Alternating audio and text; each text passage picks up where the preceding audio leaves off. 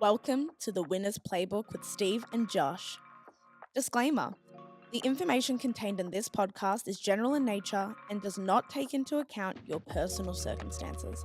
Please head to the show notes if you wish to book a free 15-minute call to discuss your personal situation. Welcome back to the Winner's Playbook. My name's Steve Sloan. I'm here with my co-director, Josh Lee. Josh, mate, lots of personal things happening in your life at the minute. Give us the lowdown. Yeah, lots happening, Steve. Moved into the new home in the last couple of weeks, which was very exciting, stressful. You know, moving homes is never anything that anyone ever wants to do. Everything gets a little bit more damaged on the way over, as always. Yes. But yeah, we're in the new home. Obviously, the weather down here in Melbourne incredibly cold at the moment, and the home's actually got a pretty nice pool. And I haven't been in it for the 2 weeks that we'd been in, but I decided to hop in yesterday, it was freaking cold. It was cold in there yesterday. I would love to have actually put a temperature gauge or thermometer in there, because it must have been like, it felt like 2 or 3 degrees. It would be. It was like an ice plunge. It was genuinely like an ice plunge, but I hadn't been in the pool, so I was like, bugger it, why not? Popped in there for yeah, exactly. So I hopped in a few minutes and then got out of there and straight in the shower. But no, all good. Very, very happy. And then just got to start sort of tinkering with things and making it, ours, as you always do with new homes. And of course, end of financial year over as well. So it's been a freaking flat out last couple of weeks. Had some clients trying to get money in their superannuation in the last day, basically, that they could do it, which was quite stressful, with some clients selling some properties and wanting to offset some capital gains, some tax for the year. So I had a lot going on from that front, but all in all, doing well. What's been the theme of your last couple of weeks, Steve? Mate, I think, look, as I just said to you, I've had a lot of kids' birthday parties. I had to run two recently. So my weekends are pretty much occupied by kids' birthday parties and sending my son around to different sports events to play, I think, is my general go-to. So that keeps me entertained and busy outside my work life, but that's life. That's life. Beautiful. All things I got to look forward to, Steve. You've got all this to look forward to, Mr. Lee, so that's fantastic. Love it. But we get on to today's topic, mate, and this is a big one, I think, because more and more Aussies have got debt, and they've got a lot of debt, and we see a bit of this, but young Aussies worrying about paying mortgages in retirement. If we take out for a minute, and what this is alluding to is really we're seeing more people walk into retirement or close to retirement with still lots of debt, and when we say debt, probably main residence debt on their main residence that they live in, which is not great. What's your take on it before we dive into the details? What are you seeing out there, and why is this such an issue? Yeah, I wrote down a couple of factors there in terms of why we're seeing that so often these days, because obviously property's always been around, people always been buying properties, retiring and so on as well. But I think a couple of the factors you always hear, and people, if you want to call them boomers, whatever you want to call it, back in my day, prices were X, and everyone is always kind of talking at it from looking at their lens of, what's income and what's debts. But you can't hide the fact that the debt to income ratio these days has completely blown out relative to where it's been in the past. Although, you factor into inflation, when you hear people buying homes for $50,000, many years back, that was actually still a lot of money back then. But the debt to income ratio, is completely blown out these days. Now, I think that's one of the reasons why the stats from what we're referencing here are saying, there's a big chunk of society, 30% of working Australians expect to still be paying a mortgage after they retire. So I think that's obviously one of them, is just the income to debt ratio. Incomes haven't been keeping up relative to debt prices, and property prices obviously pushing that up as well. And I think also a lot of people are also buying homes a little bit later in life as well. I think, a lot of people in the past were getting into the property market, early 20s. And I think a lot of people now are living at home a lot longer with their parents. And then the pressure to want to get out there and get your own life and buy your own home, I don't see it as much. And I'm talking from my own experience of being in my 20s, and just from my friends and what I see. Like, I don't see that much great burning desire to get out and actually own your own home. And I think a part of that, if you think about the average mortgage, is a 30-year term. Yeah. So if you're not buying your first home in your 20s, and you're buying your home in your 30s, well, you're sort of destined to be paying that home into retirement just naturally. And another point I actually noted down, and I don't know if this is in fact true or not, but I don't know if in the past people would have ever been so privy and sort of attuned to refinancing so often in terms Yep. of always moving to a different bank, every 2 or 3 years. Like, I don't know if 20 to 30 years ago people actually did that. Like, I wouldn't think they would have been refinancing at the same degree that people do these days, just because of technology and the ability to do it back then. It wouldn't have been just calling up your broker, doing an online meeting. Like, you would have been going into a branch and physically having to do all these forms and refinancing a bit of a more of an old school way. So I think if you factor that in as well, that the ability to be able to refinance, and then maybe you're 2, 3, or 4 years into your loan term, and then you refinance back over a 30-year term.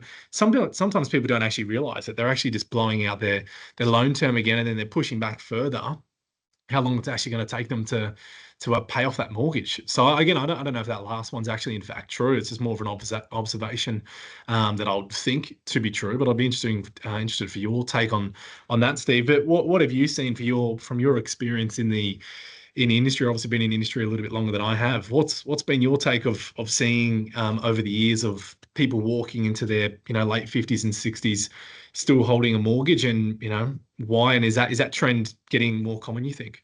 Yeah, I'd say I think it is getting more common, unfortunately. And I think, look, let's be real about this. I think our society has been attuned to taking debt, and it seems to be that our society thinks that it's not good to pay off your loans. Like even investment loans, like we've been attuned to think that negative gearing is the best thing in the world, Yep. and let's just keep it negative geared instead of going, let's pay down the debt. And I think we've got an issue with the way we think, because it's good to pay off your debt, even your bloody investment debts. Like, but for some reason, there's this general philosophy out there that let's just keep it rolling, let's just keep our debts up, and let's just pay all this interest to the banks. There's a very good reason why the Australian banks are some of the most profitable bloody banks in the world, right? Mm. Because they love giving you debt, and they know exactly what they need to do to get you to take debt, right? Whether it's, oh, I'll just extend a bit of equity for you to go on your holidays, or I'll give you another line of credit to buy that new car, or how about we push out those loan terms for another 10 years just to take the heat off the cash flow. Well, all Yep. that's doing is lining the pockets of the banks, and people, I think, need to change their mentality around main residence debt, but more so, I think, investment debt. Let's think about paying it off. And I've seen a lot of it. People in their 50s, like if you're 45 and go buy your main residence, as you said, loan term's 30 years. You're 60 in 15 years. So you're going to be walking well into retirement with a lot of debt if that's the way you're going to approach your debt, right? So people need to really concentrate on getting off. And I tell you what, and I've seen this, the wealthiest people I've seen are the people that pay off their debts. They pay off their debts, they get it paid off sooner. Yes, you've got to balance that out with an asset base and lifting asset base. But if you've got an asset base and you've got enough assets, well, then concentrate on getting rid of some debt. And I think people Mm. do that. And the people that do that and what that does is free up your cash flow. And all of a sudden, if you've got another 5, 7, 8 grand a month to spend on investing rather than paying to the bank, my God, what that does for your asset base, if you just put it on an index fund or managed fund or whatever it may be, and look at your wealth extrapolate massively in 5 years' time, the numbers are unbelievably good. Yeah, geez, Steve, I think you've rattled off some amazing points there, and I think paying off debt, it's obviously not exciting. You know what I mean? Yeah, Comparing it to the alternative of throwing your money into the share market or some ETFs or managed funds, or looking at buying, pulling out the equity and going again and buying another property. That's obviously more of the exciting things. But I also think there's the where we've kind of been with interest rates as well in the last couple of years. Like during COVID, we seen interest rates at the lowest point that we've ever seen around the world, and virtually, I think that's kind of fueled some of this in a way as well. Like, money was that cheap; it was virtually being given away. Like, you're getting a mortgage interest rate on your home at under 2% in certain situations, which is just ridiculous. yeah, And in that situation, I would say though, when you were getting interest rates of say 2%, and you were able to lock in a fixed rate at 2%, paying down the mortgage versus investing or doing other bits and pieces with your money, there was probably more of an argument to invest your money as opposed to paying down your mortgage, because your debt was just so cheap at 2%. Whereas if you're investing into the take the Australian share market for instance, long-term return on the Australian share market for the last 50 years is over 9%. So that equation of 2% versus 9% was is a big differential there. But now when you look at that margin, you look at the average mortgage on a home is maybe 6 to 6.5%, somewhere around there. that differential between what you can get in those more riskier type investments, like your share markets and so on, that gap has definitely shrunk. And therefore, like to what you're saying, Steve, there's nothing fancy and exciting around paying down debt, but it's definitely not a bad strategy, to consider, because ultimately it has to go at some point. Or if you're going to, string out your 30-year loan term, if you actually plug in what you pay in interest over your loan term in 30 years, your freaking eyes will water when you Yeah. look at what you've paid, virtually back to the bank. You buy that home at 1.5 and you pay, say over $3 million by way of back your money plus the interest, as well. As you said, Steve, you're essentially just lining the pockets of the bank, basically. Yeah, 100%. And I think this is an income bracket issue, because I see this across low income earners, middle income earners, high income earners. And actually, some of the people I've seen the worst cases with this, where they've strung out their loans and only paid interest only multiple times and keep going interest only, interest only, interest only, walked into mid 50s. And actually, a client of yours now, Josh, I believe, but they've walked in their mid 50s with the same level of debt they had in their mid 40s because they kept on doing interest only. That's an issue, right? Mm. That is just an issue. Like, how is that been okay to do? Like, it's just not okay. But they just thought that's the best thing to do. And then they came to us, and finally we've had the conversations to go, right, no, this isn't right. You've got to pay down this debt and get rid of it. So finally, I think they're on track now. But it's not an income issue. It's just a thing that I think the education piece of Australia, we need a better voice, I think, in terms of that education piece, because the banks obviously are very, very good at getting people to take on debt, and our tax system has been designed around it. Like our negative gearing tax system is designed for people to take on debt. So Mm. there's a whole world of stuff going on there, and I just don't think it's good for us. And on the point of the 2% interest rates, I know people are having a bit of a whinge at the minute, and I get it with how high these interest rates are. But imagine if we left them at 2%, what that property Mm. market would look like. It would skew the market so badly that we would have a massive social issue here. That it's bad now, right? The price of property would probably be from today another 15% up. Yep. So, the idea that younger people can ever get into the market would be even more blown out of the water. So there's a social balance here that we need to consider with this stuff. And I think, put in perspective, they're probably about normal, right? Maybe they're a little bit higher than what they might be, but maybe 1% off, if you're lucky, would be Mm. normal zone. And I can't see them, they're never going back down to what they were, right? So I think perspective needs to be tucked into gear here. But yeah, look, it's the whole conversation piece, I think, around this stuff needs to be changed. And I think we've got a bit of a long way to get there. And I think that's why I like to sometimes call out negative gearing, because I hear it so often. I have so many people that will come through to me and tell me that their accountant told them to go out and buy an investment property so they can start saving on some tax. And I do a ton of videos around negative gearing, because you're losing money on the asset. That's what you're doing. You're literally losing money on the asset, and people I don't think, truly understand what negative gearing is. So when you have that, say, $10,000 loss on that property, the income's 30 grand, your total expenses, interest repayments, etc., are at 40 grand, and you've lost 10,000 for the year. You don't get back $10,000 on your tax return. You're Mm. only getting back equivalent to your tax bracket. So if you are, in fact, lucky enough to be in the highest tax bracket in Australia, 47%, including the Medicare levy, of that $10,000, you'll get back 47% of that, which is $4,700. But you are still out of pocket in that scenario, which a lot of people don't actually understand. They just see that tax refund coming in at the end of the financial year. I think, great, well, this is free money, but no, you have still, in fact, lost money on that asset. And if we keep talking about, who's the one laughing here, well, first and foremost, it's the banks, because they've got you paying generally a property that's interest only. Most people will do an interest only loan on an investment property. So you're not paying back any of the principal on that property. And so you then need to be hoping, and you're betting on, essentially, that you are acquiring the right asset, which is growing in value. Because if that property is not actually growing in value, you are virtually going backwards in that situation. And unfortunately, I've seen that so many times, where people were told by an expert, an accountant, or some sort of property spruiker many years back to go out and buy a property. I've even got family that did it, bought units, and 10 plus years ago, those Mm. properties are worth, lucky to be what they are today, and they've been getting these tax benefits all for the last 5 to 10 years, but the property's gone backwards in value. And they would have maybe nearly been better just putting some money into a savings account over that period of time, as opposed to buying a property. So I think it just goes again back to that education piece around this, because there's definitely a lot of misconceptions around some of that. But what if we start talking about some of the strategies, Steve, in terms of, people walking into retirement, if they've still got, a mortgage over their head? Like, let's give you a scenario. Like, you've got a 60-year-old couple, they come to you, they've got $200,000 or $300,000 still sitting on their mortgage. Maybe they've got $400,000 inside superannuation. Want to retire in 5 years' time. They want to be debt free. Like, what are some of the things that we would be starting to think about at this point in time, Steve? Because usually at this stage, the kids have moved out, kids are adults, so parents might be stuck in a larger home that they don't necessarily need. What are some some strategies and areas that you would get into with clients in these types of situations?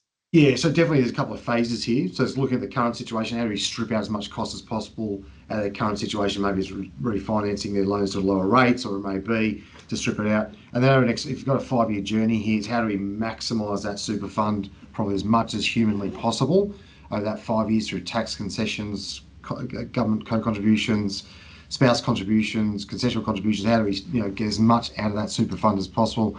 Because what the strategy would probably entail is, right, how do we lift that asset base so much in the next 5 years to then be able to pull out the amount left on the loan to pay it off? Or do we start doing it over the next 5 years in stages? Chunk it first year, second year, third year, fourth year, fifth year, and take that tax-free income from super. But a really good one now, and this came in a couple of years ago, is clearly downsizing your house. So if you've got a big house, you just don't need it, you don't want to maintain it, the kids have left, or it may be, there's just no point in having such a big asset base with such a large amount of capital tied up in your house, when you could free that capital, still have a great lifestyle in another house, just smaller, and then you got all this money to then pay off the existing loan and also invest to create that passive income, tax free. So that's got to be the strategy to really, for these guys and girls that are in houses that hit their retirement age and go, you know what, well, it's pretty big, we don't really need it, what's the point having all that capital tied up? So I'd say that's probably the major strategies that we look at. And then it's just working with the client, right? They might have some certain views on where they want to live or what it may be we need to factor in, but that's probably the go-to that I'd be looking at. Yeah, and then before we get into what sort of income we see people needing, or talking about retirement numbers, which is sort of like the bottom line of what anyone sort of wants to know in retirement, is like how much do they need and want, and that sort of factors into what we're talking about here of being debt free, because that's obviously a big expense you could be paying. I think exactly, you've nailed it there in terms of the downsizing. Downsizing as well doesn't necessarily mean you actually downsize into a smaller home. You could actually be just in a quite expensive area and you just move out to an area further away from, say, the CBD as an example, and then you sell and you have money left over, and then you push that into superannuation, which you can do at $300,000 per person, downsize the contribution. I've done that a couple of times with some clients. But I think, like you said, superannuation is probably the best investment vehicle available at that point in time, because once you're approaching age 60, you can start to access your superannuation.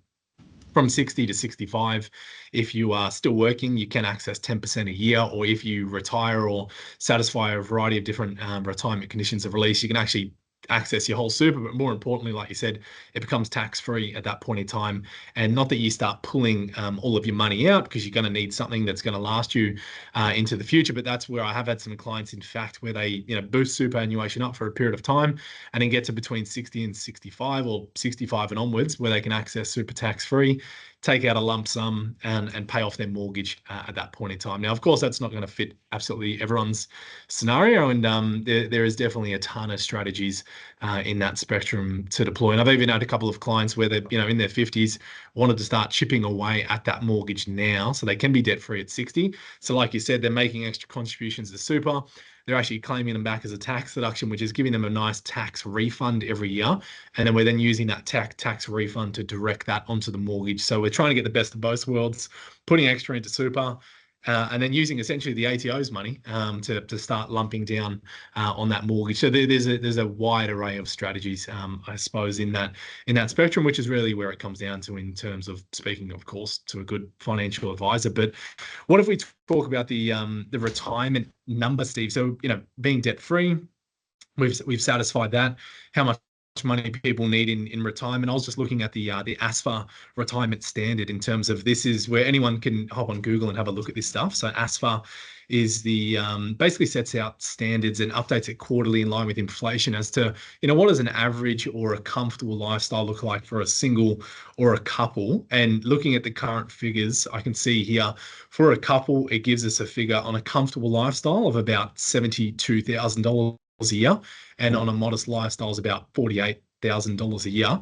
What's your just first initial thoughts of that, Steve? What do you actually see, with working with clients? $20,000, do you think enough couple to live a comfortable lifestyle, or do you think that's a bit light on these days? I think it's a bit light on, to be honest, mate. Like all the numbers that I look at and all the lifestyle components I look at and what people want to do on holidays in particular, I'd say that's pretty under. So I think it'd be more around 100 to 120 grand a year would be more probably the suitable one. Because once you start factoring holidays, giving the kids, some money to the grandkids for good presents and, maybe helping out with some school fees or whatever it may be that people like to do these days. I think that's the more reality of it. I think that's pretty low, but sure you can get away with life at those levels and probably have an okay life. But I think especially Australians are pretty used to that having those holidays and all the fun stuff at the same time. So I think reality is it's probably somewhere between 100 and 120 in general, because everyone's going to have their own way this looks and feels. But that's all the clients I see, and we do a lot of clients. That's generally the figures we're talking. Yeah, I guess like you say, Steve, it's just going to be relative to your own situation as well. Yeah. So in terms of, what you think you need versus what your neighbours are going to need, it's going to be completely different. And I think more importantly, you just got to be real with that. Because like you said, 100 to 110, that's definitely a comfortable lifestyle, I'd say, for most Australians. But, I've got clients that need 150 plus a year, Yeah. which is completely fine. But they also, work to a point where they can comfortably sustain that level of a lifestyle. Because if you don't, that's ultimately where you're going to have to start being, potentially somewhat reliant upon the government age pension, of which I also think sometimes people get a little bit mixed up around, worked all my life, paid all this tax. I want to get as much age pension as I possibly can. I actually tell clients, like, that's not the way you should be thinking. You should actually be thinking that how can you build that much wealth so you're not going to get any age pension? Totally. Because the last thing you want to be doing is relying on the government giving you a paycheck every fortnight to live your lifestyle, and that's what you have to wait on. Whereas if you build up enough assets and you do it the right way over a longer period of time, get to a point where you're self-sustaining retiree and you've got nothing to do with the government, because the government, mind you, can always change the rules as well. I was going to say, God forbid if the government, you have that mentality, then the government takes away the age pension at some point. Imagine that. And nothing's out of the question these days. And, whether it's tax or government pensions or the government could go broke, who knows? But then you can't take anything for granted. No, yeah, the government can always change their rules, and I suppose one of the big ones there is like the principal residence in Australia is exempt for Centrelink purposes, but who knows? Always change. And if you're sort of betting on that strategy, I think you might, that mindset from the beginning is probably not one that's going to give you the lifestyle I think you ultimately want. But if we close on, Steve, if people want to, set themselves up as best they can and obviously tilt the odds in their favor and, set themselves up for the best lifestyle and life they possibly can in retirement, what should be some of the priorities you think? I wrote down three items here, but what would be some of the priorities you think they should be thinking about? Look, if you're in your late 40s or early 50s, you really want to be decking out an asset. You've got to have that asset base up and going, right? Outside your main residence, you need multiple assets to build wealth over the next 10 years. You got 10 years to go. Make it happen. So get more assets under your belt outside your main residence. Get them set up in a tax effective way. So over that 10 years, you are maximising that tax environment, maximising those tax deductions, but more importantly, any extra income you earn, you're not paying high marginal tax rates on that income. You've got to consider that for the next 10 years. And then execute, get a good plan in place, know exactly where you need to put the money, how often you need to invest it to hit your goal, and then execute it. That's my three major tips.